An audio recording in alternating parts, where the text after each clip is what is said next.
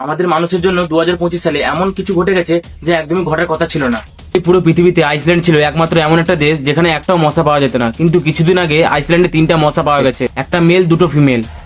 মনে হয় হানিমুনে গেছে, এটা কিন্তু হাসির কথা না। দেখো ব্যাপারটা হলো আইসল্যান্ডে মশার পাওয়া যাওয়া মানে এটা একটা ভয়ঙ্কর ক্লাইমেট চেঞ্জ সংকেত।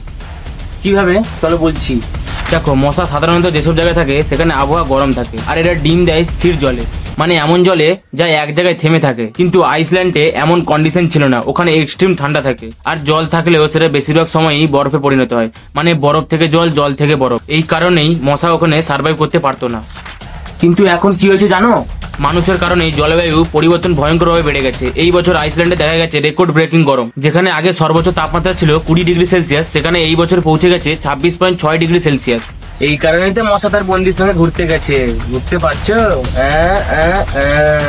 এই বাড়তি তাপমাত্রার জন্যই মশাদের জন্য ওখানে তৈরি হয়ে গেছে পারফেক্ট সার্ভাইভাল কন্ডিশন। কিন্তু তবুও এখনো ট্রাম্পের মতো কিছু লোক আছে যারা বলে ক্লাইমেট চেঞ্জ मैं नहीं मानता।